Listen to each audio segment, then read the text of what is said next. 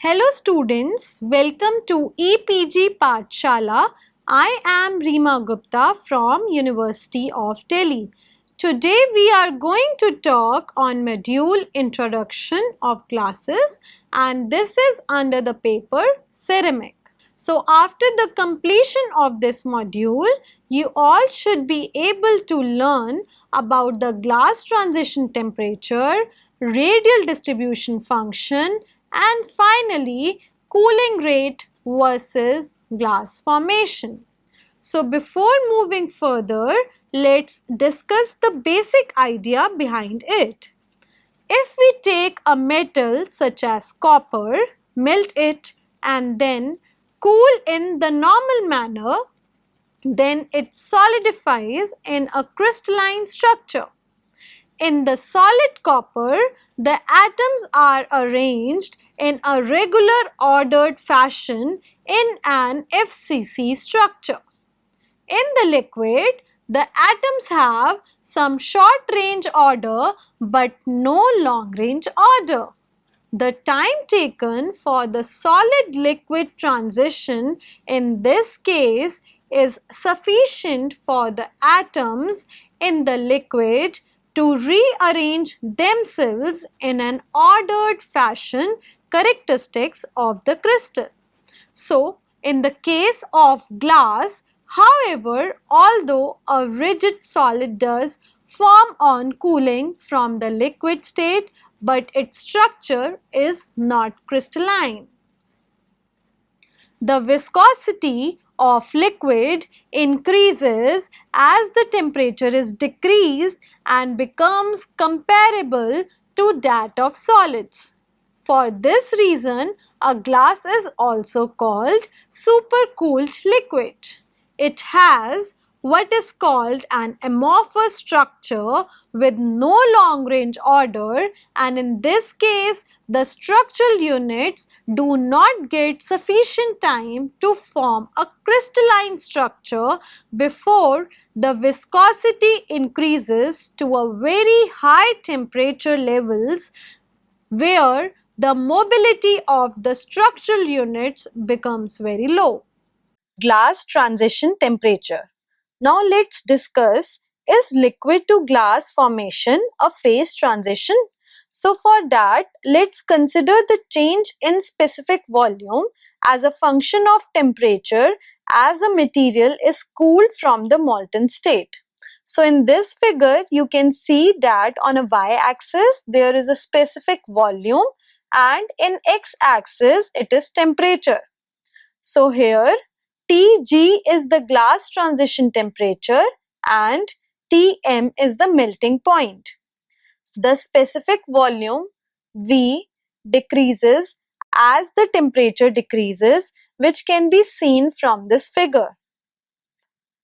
As we have discussed in the previous slide that the specific volume V decreases as the temperature decreases, so at the melting point there is a sharp drop in V, that is specific volume, as the liquid solidifies into a crystal. On the other hand, if the conditions are suitable for glass formation rather than crystallization, then there is no abrupt change in volume and the liquid continues to cool with nearly same slope. In this state, the liquid is called the supercooled liquid, and this is followed by a range of temperature in which the slope changes to nearly that for the crystal and the material becomes a rigid solid or a glass. So the glass transition temperature, that is Tg, is defined as the temperature of intersection of the slopes in the supercooled state and in the glassy state, which can be seen in the figure on the left hand side. Glass transition is not a thermodynamic phase transition, and let's see how is it. So from the first figure on the left hand side, you can see the variation of specific volume with respect to temperature, which we have seen earlier, and it is written that the specific volume V is given as rate of change of G with respect to P at constant temperature. This specific volume is unchanged at the temperature of the transition, and there is a sudden change in the slope, that is the coefficient of thermal expansion.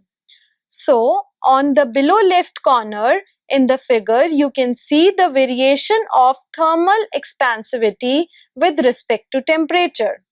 So, from this figure, it is clear that there is a sudden change in the slope, that is coefficient of thermal expansion. The coefficient of thermal expansion is given as 1 by V times delta V by delta T at constant pressure, which is also given as 1 by V delta square G by delta P into delta T. Similarly, the enthalpy can also be signifying the same thing. So on the right side, you can see the variation of enthalpy with respect to temperature.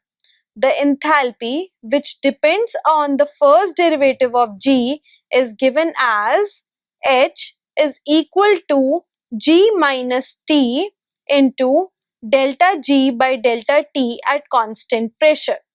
The enthalpy does not change, but the heat capacity does, which involves the second derivative of the free energy changes at the transition temperature. So, on the lower right corner, you can see the variation of specific heat with respect to temperature, and the expression is given as Cp is equal to delta H by delta T at constant pressure, and this in turn is also equal to minus T delta square G by delta T square at constant pressure. So these changes are compared for the glass formation and crystallization as seen in this figure. The phase transitions in which the first derivative at the transition is continuous while the second derivative changes suddenly are called the second order transitions. Although the glass transition seems to fit this definition of a second order transition, so it is not actually a phase transition. Glass is not the stable but has minimum free energy state of the material. It is in a kinetically locked state, and its entropy, density, etc. depends on its thermal history. So despite all the conditions being satisfied, the glass transition is not a phase transition at all. The radial distribution function. This figure shows the radial distribution function for crystal, gas, liquid, and glass. It can be seen from the figure that the radial distribution function is different for all the four cases. Now students, let's discuss about these one by one. Now let's discuss the radial distribution function of all the four cases one by one in this slide. The structure of matter in any state can be probed by X-ray diffraction and conveniently described by a function called radial distribution function RDF, which gives the density of atoms as a function of distance from any point. It is defined as the atom density in a spherical shell of radius r from the center of any chosen atom. The RDF of a crystal or a gas, liquid, and a glass are compared in this figure. In case of crystal, one gets a sharp radial distribution function, whereas for a liquid and a glass, the behavior are smeared and somewhat similar, indicating no long range order, but a short-range order only, which extend from any atom to one or two nearest atoms. So in the case of materials which form a glass on cooling at the normal rates from a liquid state, the structural unit is usually composed of a group of atoms. Theories of glass formation. So in this slide, we'll discuss about the cooling rate versus glass formation. So when we talk about glass formation, whether an element or a compound will form glass under normal cooling conditions cannot be said a priori. Besides silicates and similar inorganic compounds, most polymers readily form a glass. Many metals can be made to solidify as glasses known as metallic glasses using very high cooling rates of the order of 10 to power 6 degrees Celsius per second. Most metals and compounds can be made glassy in thin film form. A few elements of the periodic table readily form glasses. These are phosphorus, sulfur, and selenium. Here, by glass forming ability, we mean the ability to form glass on cooling at ordinary cooling rates from the molten state. Now the question arises why some materials form glasses and other do not has intrigued the scientists for many years. Before the ideas of the kinetic theory of glass formation were born, the ability to form glass by oxides, which were the earliest known glass formers, are described in terms of structural theories. These theories are important in themselves as they have formed the basis for understanding the glass structure. Later it became clear that any substance can form a glass provided it is cooled at a fast enough rate to avoid crystallization. As the crystallization involves bringing the structural units in a definite ordered formation with respect to one another, the crystallization would depend on the mobility of the structural units. The mobility in turn would depend on the structure of an individual structure unit. So if this unit is an atom, the mobility is high and the crystallization can occur easily. So in this case, a very high cooling rate would be required to form the glass. However, if the structural unit consists of group of atoms, then their mobility would be low and a glass can form at lower cooling rates, even at the normal cooling rates. So it is usual to discuss the structural theories of glass formation, but in this module, we will be discussing the kinetic theory first and then moving further. So first we will be discussing about nucleation. Let us consider the process of nucleation. In it, a number of structural units in the liquid come together by diffusing through the liquid to form a crystalline structure.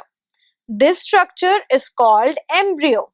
These structural units can be single atom, as in the case of a metal, or they can be a formula units such as SiO4 in case of silica. As the basic formula units in the liquid come together to form crystalline embryo, an interface is created between the embryo and the surrounding liquid. This interface has a certain surface energy.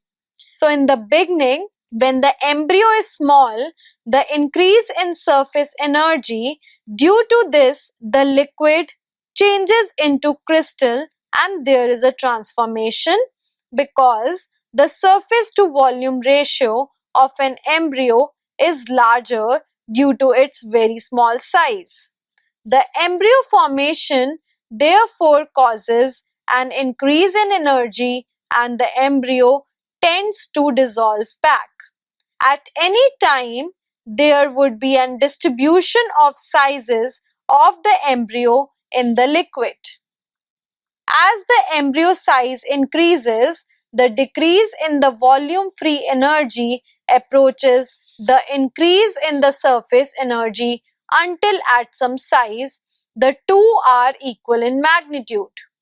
This size of the embryo is the critical size because further addition of a single formula unit results in a net decrease in the free energy and the embryo is now stable. Embryo has now become a nucleus and this size is called critical nucleus size. This critical nucleus size can be derived as follows. So, if the thermodynamic barrier for the formation of a nucleus is delta G and the kinetic barrier is delta GD, then the rate of nucleation can be expressed as I is equal to A times exponential minus delta G plus delta JD by KT, where A is a pre-exponential factor which can be approximated as A is equal to NV times KT by H, where NV is the number of formula units of the crystallizing component phase per unit volume of the melt and H is the Planck's constant. An expression for delta G is now can be derived. So for this, let the change in the free energy per unit volume between the liquid and crystal be delta GV.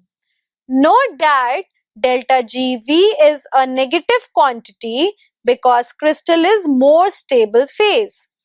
Let sigma be the surface energy per unit area of the liquid-solid interface. For the formation of a spherical embryo of radius r, the change in volume free energy is delta GV times 4 by 3 pi r cube. The change in surface energy is 4 pi r square times sigma and the total change in energy, that is delta G, is given as delta GV times 4 by 3 pi r cube plus 4 pi r square times sigma. The variation of the two terms on the right hand side and of the total energy with radius is shown in this figure. So from this figure, it is clear that as R increases, the surface energy term dominates at small r and the total free energy increases at first, and after a critical value of R, the volume free energy term prevails and the total free energy decreases as the R is further increased.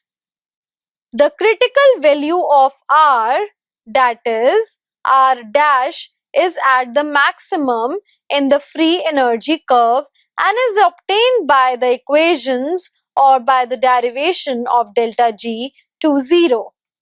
So the equation becomes del of delta G by del R is equal to 4 pi r square times delta GV plus 8 pi r sigma. At r is equal to r dash, delta at r is equal to r dash, del of delta G by del R is equal to 0 or r is equal to r dash, which in turns equal to minus 2 sigma divided by delta GV. So the embryos smaller than r dash are unstable and the free energy barrier associated with the formation of critical size nucleus is obtained by putting r is equal to r dash. So delta G dash is equal to 16 pi sigma cube divided by 3 delta GV square. As an example, in case of silica glass, the structural units can be taken to be SiO4. In the liquid state, these units further link together to form larger units. In case of the polymers, most of which also form a glass on cooling, the structural unit may be segments of a chain and each segment containing a few carbon atoms. These large structural units lead to a higher viscosity of the melt. The units have a low mobility and are not able in the limited time available during the normal cooling. So, it takes time to arrange themselves in a crystalline structure. On lowering the temperature, the viscosity increases rapidly and the material becomes a rigid solid with amorphous structure. So students, let's now summarize what we have learned in this module. We have understood that some materials solidify in an amorphous structure when cooled from the liquid state. The viscosity of the liquid increases as the temperature is decreased and reach the values of the characteristics of the solids. In case of such materials, the structural units are not able to arrange themselves in an ordered fashion and the crystalline structure in the temperature range where the viscosity is still small for the mobility of these structural units to be high enough for this purpose.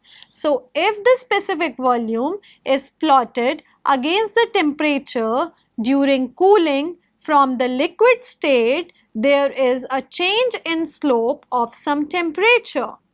This temperature is defined as the glass transition temperature. It is not a fixed temperature, but it depends on several factors.